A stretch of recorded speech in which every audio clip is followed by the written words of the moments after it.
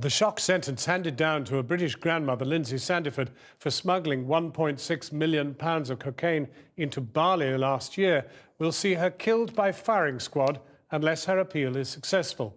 The 56-year-old from Teesside, who later lived in the Cotswolds, has cooperated with Indonesian police and claims she only agreed to carry the drugs because of threats to her children. The British government has objected to the decision to impose the death penalty when even the trial's prosecutors sought the 15-year prison sentence. A warning: there is flash photography in this report from our Asia correspondent, John Sparks. She sought a little privacy under a cream-coloured shawl, but she wouldn't get it. Not here, not on Judgment Day. There was nowhere left to hide, in fact, for this 56-year-old grandmother from Redcar. Where's my sister? Lindsay Sandiford was caught on arrival in Bali last May with 10 pounds of cocaine stuffed inside the lining of her suitcase. It's a grave charge to face. The Indonesians take a dim view of drug smugglers, and Ms. Sandiford was about to find this courtroom a very public and pitiless place. Lindsay June Sandiford is guilty, said the judge, and I sentence her to death. The courtroom gasped, and Ms. Sandiford seemed stunned by the decision. The prosecution had sought a 15-year sentence, not death by firing squad, but the judge said she damaged Bali's image overseas. She was very shocked. This wasn't predicted. She never thought she'd get the death penalty.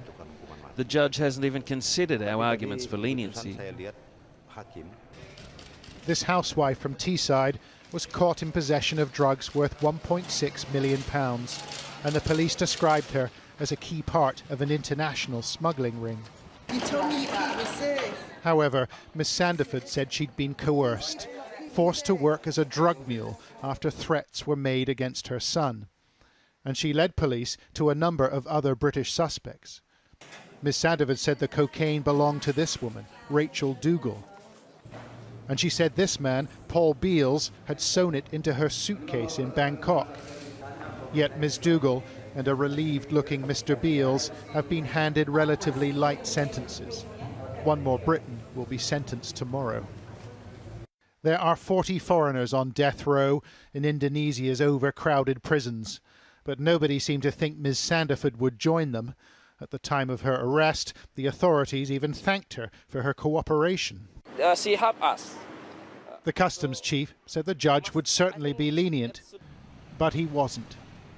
The verdict has been condemned by the Foreign Office and others, including one group who've tried to support her directly. I spoke to her this morning and she was incredibly distressed and scared and concerned about what she would do in the future. She has no lawyer. She needs to file an appeal within the next 14 days. She was very, very worried. She ducked under her shawl and prepared to leave court, a wafer-thin barrier for a woman in shock. If Lindsay Sandiford files an appeal, the process could take years, but she has little choice but to try. The alternative is death by firing squad.